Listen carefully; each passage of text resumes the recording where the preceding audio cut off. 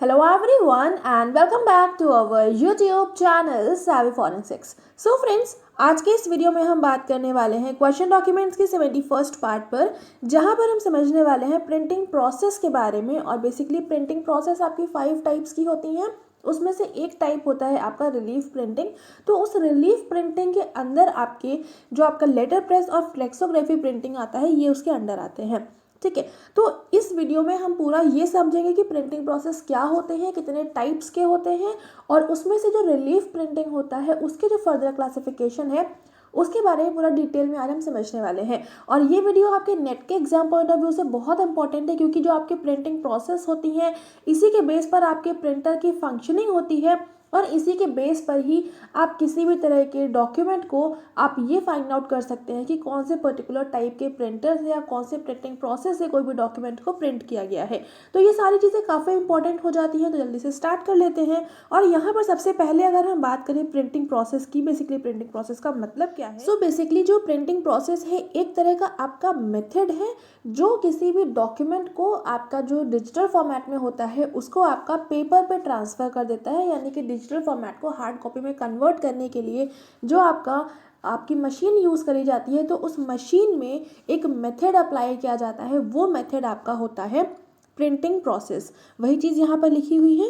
A printing process describes the method adopted by a system to transfer the image on to a substrate. Substrate यहाँ पर आपका basically कोई भी material हो सकता है। सो यहाँ पर आप प्रिंटिंग प्रोसेस को एक और डेफिनेशन से डिफाइन कर सकते हैं, that printing system will have a medium that carries the image in the first place before it enables the process of reproduction. So basically reproduction के प्रोसेस से पहले, यानी कि किसी भी डॉक्यूमेंट का जो डिजिटल फॉर्मेट में है उसको हार्ड कॉपी में कन्वर्ट करने से पहले जो आपका प्रिंटिंग प्रोसेस होती है वो पहले तो आपके जो भी डिजिटल फॉर्मेट है वहाँ से आपका जो डेटा है उसको कैप्चर करता है एंड देन वो आपके पेपर तक ट्रांसफ़र करता है। तो प्रिंटिंग प्रोसेस का आपका ये बेसिक सा सिंपल सा काम होता है।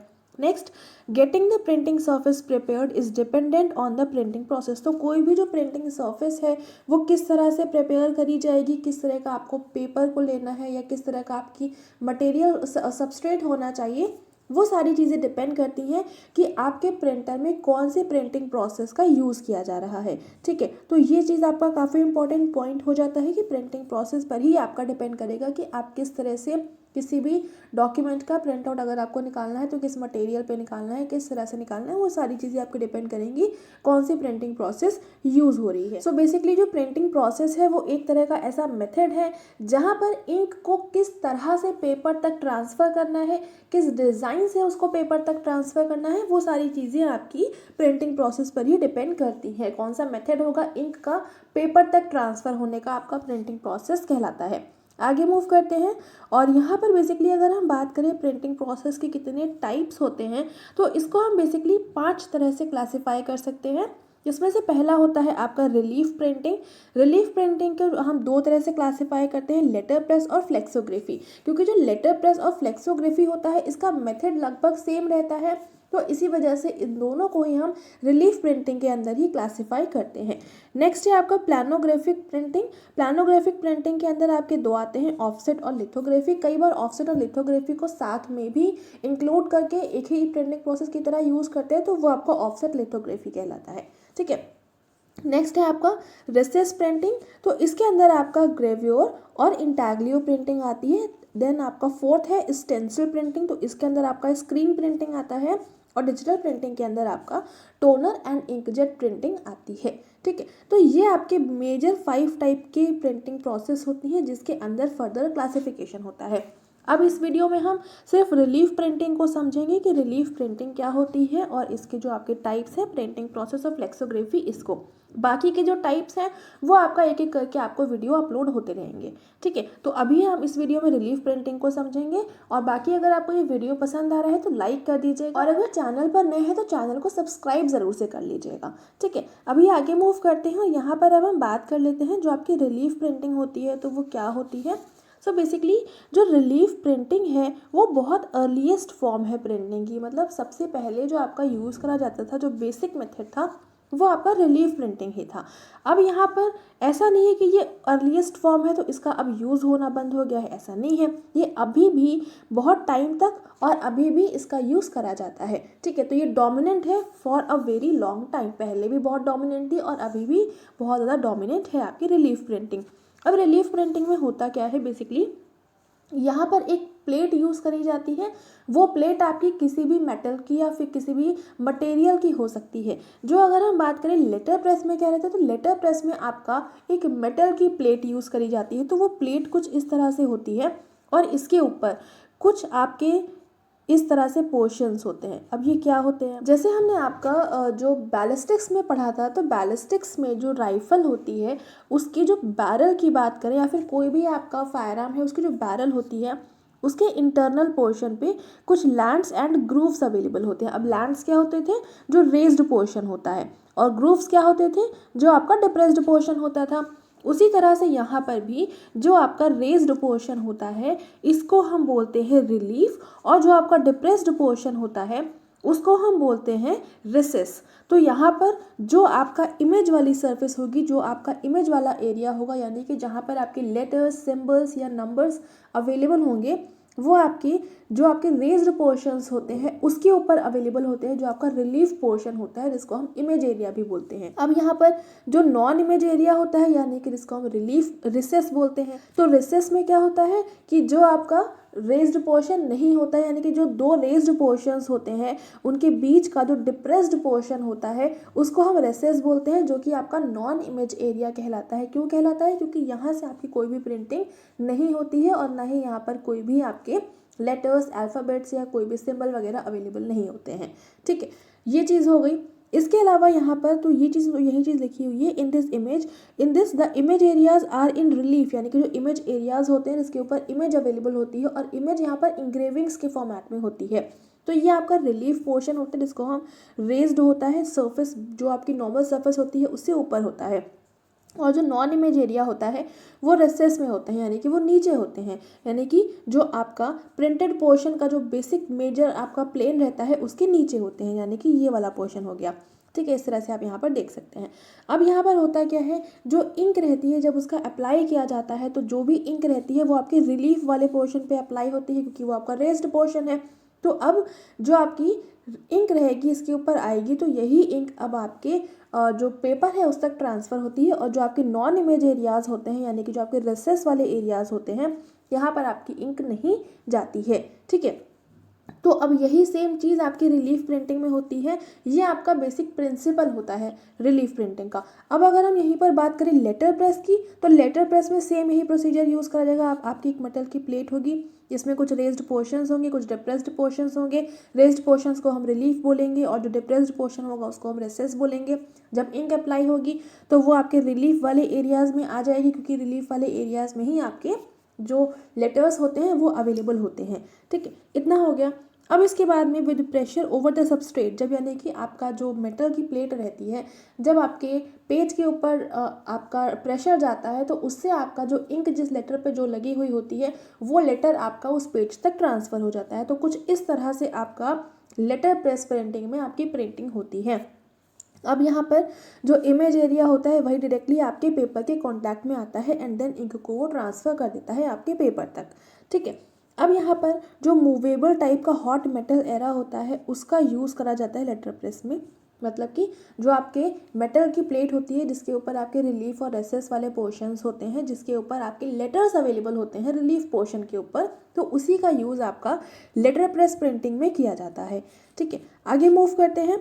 अब यहाँ पर ये जो प्रिंटिंग होती है टेक्स इट्स नेम, मतलब इसका जो नाम है बेसिकली लेटर प्रेस है। अब ये कैसे, क्योंकि जो मेटल की प्लेट है उसके ऊपर रिलीफ वाले पोर्शन के ऊपर आपके लेटर्स अवेलेबल होते हैं, तो ये जो लेटर होते हैं ये आपके पेपर पे जाकर प्रेस करते हैं, तो इसी वजह से इसका नाम हो गया लेटर प्रेस, क्योंकि लेटर यहाँ पर आपके पेपर पे प्रेस किया जा रहा है, तो इसी वजह से इसका नाम लेटर प्रेस है। और बाकी इसमें जो लेटर्स होते हैं वो इंग्रेविंग्स के फॉर्मेट में अवेलेबल होते हैं, तो ये चीज़ आपको पता होनी चाहिए।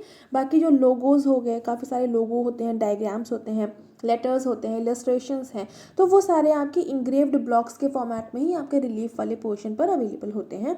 और यहाँ पर इंग्रेविंग के लिए जो मेटल यूज़ करा जाता है वो होता है alloy of lead, antimony and tin, यानी कि लेड, एंटीमनी और टिन का जब मिक्सचर बनता है वो आपका एलॉय, इस एलॉय का यूज़ करा जाता है किसी भी लेटर की इंग्रेविंग के लिए इन लेटर प्रेस प्रिंटिंग। ठीक है, तो ये पॉइंट काफ़ी इंपॉर्टेंट है, ये थोड़ा सा ध्यान में रखेंगे कि लेटर प्रेस प्रिंटिंग में इंग्रेव्ड ब्लॉक्स बनाने के लिए, इंग्रेविंग करने के लिए कौन सा एलॉय यूज़ होता है, तो वो हो जाएगा आपका लेड, एंटीमनी एंड टिन। अब यहाँ पर ये एक तरह की डायरेक्ट प्रिंटिंग प्रोसेस है, डायरेक्ट क्यों, क्योंकि डायरेक्टली मेटल से, आपका मेटल प्लेट से जो भी आपका इंक रहती है, जो भी लेटर होते हैं वो डायरेक्टली आपके पेपर पर ट्रांसफर होते हैं, तो इसी वजह से इसको हम बोलते हैं डायरेक्ट प्रिंटिंग प्रोसेस। इसके अलावा अगर हम बात करें कि इसका यूज़ कहाँ कहाँ किया जाता है, तो जितने भी जेन्यून सीरियल नंबर्स होते हैं, जहाँ पर अलग अलग वैरायटी के डॉक्यूमेंट्स को प्रिपेयर करना होता है, जेन्यून सीरियल नंबर्स की रिक्वायरमेंट होती है, तो वहाँ पर सबसे ज़्यादा लेटर प्रेस प्रिंटिंग का यूज़ करा जाता है। उसके अलावा इम्बॉसिंग हो गई, इम्प्रिंटिंग हो गई, या फिर स्पेशल पर्पस का आपको रिप्रोडक्शन करना है कुछ डॉक्यूमेंट्स का, कुछ कॉपी पेस्ट करना है, तो उसके लिए आपका लेटर प्रेस प्रिंटिंग का हम यूज़ करते हैं। ठीक है, तो ये तो हो गया आपका लेटर प्रेस प्रिंटिंग। अब अगर हम बात करें इसकी फोरेंसिक एस्पेक्ट की, ये फोरेंसिकली ये क्यों इंपॉर्टेंट है, तो जो लेटर प्रेस प्रिंटिंग होता है इसमें क्या होता है कि जो आपका मेटल की प्लेट होती है वो डायरेक्टली आपके पेपर के कांटेक्ट में आती है और ये पेपर को हिट करती है, जैसे कि आपके टाइपराइटर में हो रहा था। टाइपराइटर में क्या था, हम एक की को प्रेस करते थे तो उससे जो हैमर अटैच होता था, तो उस हैमर के ऊपर आपका जो अल्फ़ाबेट होता था वो उसके ऊपर आपका इंग्रेव्ड होता था और वो आपके जाके पेपर को हिट करता था।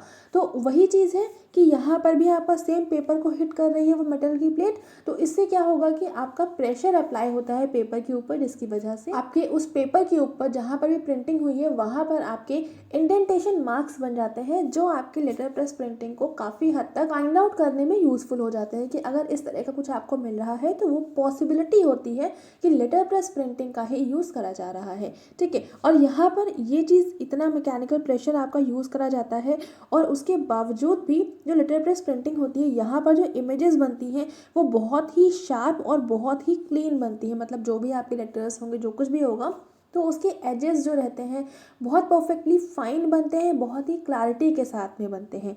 ठीक है, तो ये सारा चीज़ें हो गई आपकी लेटर प्रेस प्रिंटिंग की, जो कि आपके फोरेंसिकली किस तरह से आप यूज़ कर सकते हैं ये आपको यहाँ से समझ में आया होगा। तो इसी तरह से बाकी जितनी आपकी प्रिंटिंग प्रोसेस होती है उनका भी हम इसी तरह से यूज़ करते हैं फोरेंसिक एस्पेक्ट से। ठीक है, इतना तो हो गया आपका लेटर प्रेस प्रिंटिंग का। अब हम बात कर लेते हैं फ्लेक्सोग्राफी की। तो फ्लेक्सोग्राफी भी आपका सेम प्रिंसिपल पे ही वर्क करता है जिस पर आपका लेटर प्रेस करता है, तो adopts the same principle of relief printing and is similar to letterpress. अब यहाँ पर फ्लेक्सोग्राफी और लेटर प्रेस को आप डिफरेंशिएट कैसे करेंगे, तो डिफरेंशिएट करने का बेसिक सा इतना है कि जो आपका लेटर प्रेस प्रिंटिंग होती है वहाँ पर मेटल की प्लेट यूज़ हो रही थी, लेकिन फ्लेक्सोग्राफी में हम रबर की प्लेट का यूज़ करते हैं। ठीक है, तो ये आपका मेजर डिफरेंस होता है लेटर प्रेस प्रिंटिंग और फ्लेक्सोग्राफी प्रिंटिंग में, क्योंकि इनका जो प्रिंसिपल है वो सेम ही रहेगा, सेम तरह से ये काम करेंगे, बस जो मेटल की प्लेट होती है वो आपकी अलग अलग यूज़ होती है। अब ये अलग अलग क्यों यूज़ होती है, क्योंकि जो मेटल की प्लेट है उसको आप हर जगह तो यूज़ नहीं कर सकते, क्योंकि काफ़ी सारे जो आपके पैकेजिंग मटेरियल्स होते हैं तो उस पर वो काफ़ी सॉफ्ट आपका पेपर रहता है, काफ़ी सॉफ्ट आपकी वो शीट रहती है, तो उस पर आपका हर जगह आप मेटल की शीट को यूज़ नहीं कर सकते हैं, क्योंकि उससे आपका जो डॉक्यूमेंट रहता है, जो आपका पेपर रहता है वो डैमेज हो सकता है। तो इसीलिए यहाँ पर आपके रबर प्लेट का रिप्लेसमेंट करके नया नाम दिया गया फ्लेक्सोग्राफी। अब यहाँ पर जो आपकी प्लेट रहती है, यानी कि जिसको हम प्रिंटिंग सरफेस बोलते हैं, उसको आपका इमेज किया जाता है फिल्म या फिर लेज़र से। ठीक है, यानी कि लेज़र वगैरह का भी इसमें यूज़ हम करते हैं। अगर हम बात करें कि फ्लेक्सोग्राफी में जो इंकिंग रोलर होता है उसको पोजीशन किया जाता है इंक डक्ट के ऊपर, यानी कि इसमें फ्लेक्सोग्राफी में जो इंक का एप्लीकेशन होता है तो उसके लिए एक इंकिंग रोलर रहता है। उस इंकिंग रोलर के को आपका इंक डक्ट एक होती है उसके ऊपर पोजीशन किया जाता है, और फिर जहाँ पर भी आपकी इंग्रेविंग्स होती हैं उसके ऊपर जहाँ जहाँ पर भी आपको इंकिंग करनी होती है जिस जिस मीटरिंग रोलर के ऊपर, वो आपका उस तरह से रन करके सारी जगह पर आपका इंक प्रोवाइड करवा देता है। तो ये जो मटेरियल होता है, जो आपका पार्ट होता है जहाँ पर इंकिंग रोलर को इंक डक्ट के ऊपर प्लेस करा जाता है और फिर वो रन करता है आपके इंग्रेविंग्स के ऊपर, तो ये चीज़ आपका जो पार्ट होता है इसको हम बोलते हैं एनीलॉग। सो बेसिकली ये एक मीटरिंग रोलर होता है, इंग्रेव्ड मीटरिंग रोलर, तो इसका नाम आपका एनीलॉग्स होता है। तो ये नाम काफ़ी इंपॉर्टेंट है कि एनीलॉग्स क्या होता है, कहाँ पर फाइंड आउट किया जाता है, किस पर्पज से इसका यूज़ होता है, तो ये सब कुछ आपको पता होना चाहिए। एनीलॉग्स प्रिंटिंग प्रोसेस का एक पार्ट है जो कि आपका फ्लेक्सोग्राफी में आपका देखने को मिलता है, जो आपके इंग्रेव्ड पोर्शंस होते हैं उसको इंक करने के लिए एक मीटरिंग रोलर होता है। ठीक है, उसके बाद में अगर हम बात करें तो आपका एनीलॉग्स का काम क्या होता है, तो एनीलॉग्स करता क्या है, जो आपका इंक का ट्रांसफ़र होना है तो बहुत ज़्यादा अमाउंट में इंक ना चली जाए, तो उसको कंट्रोल करने के लिए, इंक के अमाउंट को कंट्रोल करने के लिए आपका एनीलॉग्स का यूज़ करा जाता है। जो आपकी फ्लेक्सोग्राफी रहती है, यहाँ पर जो इंक यूज़ करी जाती है ये काफ़ी लो विस्कोसिटी की इंक होती है, जो कि आपका wide range of synthetic resins में डिज़ोल्व करके बनाई जाती है, तो उस पर ये बेस होती है, जिसका जो बॉइलिंग पॉइंट होता है वो काफ़ी लो बॉइलिंग सॉल्वेंट में बनता है। ठीक है, मतलब जो आपके सॉल्वेंट रहते हैं जिसमें आपको मिक्स करना होता है सिंथेटिक रेजिन्स को, उनका बॉइलिंग पॉइंट काफ़ी ज़्यादा कम होता है। ठीक है, तो ये आपकी लो विस्कोसिटी की इंक यूज़ करी जाती है, ये आपको पता होना चाहिए। बाकी यहाँ पर प्रिंटिंग के बाद में ड्राइंग करनी होती है, यानी कि आपका जो प्रिंटिंग है उसको सुखाना होता है, तो ड्राइंग प्रोसेस जो रहती है उसके लिए आपको सॉल्वेंट्स को रिमूव करना होता है, और सॉल्वेंट्स को रिमूव करने के लिए सिंपल सा है, आप उसको इवापोरेट कर देंगे, वो आपका जो सॉल्वेंट्स होंगे वो रिमूव हो जाएंगे। ठीक है, तो ये हो गया आपका फ्लेक्सोग्राफी। अब यहाँ पर इसके कुछ और भी पॉइंट्स हैं। सो बेसिकली जो आपका, यहीं पर हमने लेटर प्रेस की इंक की बात नहीं करी, तो लेटर प्रेस की जो इंक रहती है वो आपकी सेम वो वाली इंक यूज़ करी जाती है जो कि आपकी लिथोग्राफी में यूज़ होती है। लिथोग्राफी में कौन सी इंक यूज़ होती है वो हम आगे चलकर डिस्कस करेंगे डिटेल में। बाकी सिंपल सा मैं यहाँ पर आपको बता दूँ, तो जो लेटर प्रेस प्रिंटिंग होती है वहाँ पर जो आपकी इंक रहती है वो हाई विस्कोसिटी की इंक रहती है। ठीक है, इतना हो गया। उसके अलावा जो फ्लेक्सोग्राफी है इसमें 1970 के टाइम पर जो रबर प्लेट्स थी इसको फोटोपॉलीमर प्लेट्स के साथ में रिप्लेस कर दिया गया था। अब यहाँ पर एक चीज़ और ध्यान में रखने वाली है कि जो लेटर प्रेस प्रिंटिंग है उसमें भी जो मेटल की प्लेट्स थी उसको फोटोपॉलीमर प्लेट्स के साथ में ही रिप्लेस कर दिया जा चुका है। तो इसकी वजह से लेटर प्रेस और फ्लेक्सोग्राफी को बहुत आप बिल्कुल क्लैरिटी के साथ में डिफ्रेंशिएट कर दें उतना पॉसिबल नहीं हो पाता है, क्योंकि दोनों में ही अब फोटोपॉलीमर प्लेट्स का ही यूज़ करा जाता है। बट अगर कोई ऐसा प्रिंटर है जहाँ पर फ्लेक्सोग्राफी या फिर लेटर प्रेस प्रिंटिंग यूज़ हो रही है, जहाँ पर जो प्लेट्स हैं वो रबर या फिर मेटल की हैं, तो वहाँ पर आप उसको आराम से डिफ्रेंशिएट कर सकते हैं। अब यहाँ पर हम बात करें कि जो फ्लेक्सोग्राफी है इसका यूज़ कहाँ कहाँ पर होता है। तो लगभग जितने भी तरह के सबस्ट्रेट होते हैं जो कि वेब प्रेस के अंदर जा सकते हैं, फॉर एग्जांपल कोई टिश्यू हो गया, प्लास्टिक की फिल्म हो गई, कॉरुगेटेड बोर्ड है, metal foil, milk crates, gift wrap, folding cartoons, labels, ये सारी जगह पर आपका आराम से फ्लेक्सोग्राफी को हम यूज़ करते हैं। और जनरली जो फ्लेक्सोग्राफी होता है वो आपके जो रोल होते हैं पेपर के, यानी कि काफ़ी लंबे लंबे रोलर्स होते हैं, उनके ऊपर यूज़ किया जाता है। ऐसा नहीं है कि जो कटेड शीट्स होती हैं छोटी छोटी सी उस पर आप प्रिंट करो। जनरली फ्लेक्सोग्राफी का यूज़ जो होता है, जो प्रिंट रोल्स होते हैं पेपर के उसको प्रिंट करने के लिए किया जाता है। ठीक है, बाकी जनरली आपका इसका यूज़ पैकेजिंग इंडस्ट्री में किया जाता है, यानी कि जो भी आपका रैप करने के लिए फॉइल्स यूज़ करी जाती हैं अलग अलग तरह की, तो उनको प्रिंट करने के पर्पज़ से फ्लेक्सोग्राफी का हम यूज़ करते हैं। अब यहाँ पर एक चीज़ और अगर हम बात करें कि जो आपकी फ्लेक्सोग्राफी प्रिंटिंग है इसको रिकॉग्नाइज आप कैसे करेंगे, तो उसमें आपका बहुत सिंपल सा ये रहता है कि बहुत इसमें स्लाइट इंक हैलो इफेक्ट देखने को मिलता है लेटर्स के अराउंड या फिर जो सॉलिड कलर एरियाज़ हैं उसके अराउंड, यानी कि जो आपके लेटर्स होंगे या फिर जो भी जहाँ पर प्रिंटिंग होती है तो उसकी सराउंडिंग में आपको एक हेलो इफेक्ट देखने को मिलेगा, यानी कि जो इंक रहती है वो एडिशनल या फिर थोड़ा सा एडिशनल आपका इंक वहाँ पर देखने को मिलेगी। तो ये चीज़ आपकी आइडेंटिफाइंग फीचर हो जाता है। बाकी इसमें यहाँ पर इंडेंटेशन मार्क्स भी देखने को मिलते हैं, तो ये भी इसका आइडेंटिफिकेशन फीचर हो जाता है कि आप इसको फ्लेक्सोग्राफी को आइडेंटिफाई कर सकते हैं कि ये फ्लेक्सोग्राफी जो भी डॉक्यूमेंट है वहाँ पर फ्लेक्सोग्राफिक प्रिंटिंग हुई है या नहीं हुई है। तो यहाँ पर जितने भी फ्लेक्सोग्राफी और लेटर प्रेस के इंपॉर्टेंट पॉइंट्स थी, इनकी जो प्रोसेसिंग थी, उनको मैं डिटेल में डिस्कस कर लिया है। उम्मीद करती हूँ आपको समझ में आया होगा। बट फिर भी कोई डाउट रह जाता है तो आप कमेंट सेक्शन में लिख सकते हैं, उसका रिप्लाई आपको डेफिनेटली मिल जाएगा। और हमारे फेसबुक और टेलीग्राम से ज़रूर से जुड़ जाइएगा, वहाँ पर बहुत सारा कॉन्टेंट आपके स्टडी पर्पज़ से अवेलेबल है। बाकी इसकी PDF के लिए आप हमें हमारे टेलीग्राम पर ज्वाइन कर सकते हैं, वहाँ पर सारी की सारी PDFs अवेलेबल हो जाती हैं। और अगर आपको कुछ MCQs या क्वेश्चंस की प्रैक्टिस करनी है तो उसके लिए आप हमारी वेबसाइट पर विजिट कर सकते हैं, नीचे आपको वेबसाइट की लिंक लिखी हुई है। ठीक है, बाकी अगर ये वीडियो पसंद आ रहा है तो लाइक ज़रूर से कर देंगे, अपने फ्रेंड्स के साथ में शेयर कर दीजिएगा ताकि उन तक भी क्वालिटी कॉन्टेंट पहुँच जाए। चैनल पर नए हैं तो चैनल को सब्सक्राइब जरूर से कर लेंगे, बेल आइकन प्रेस कर लेंगे for daily updates. And thank you so much for joining me here.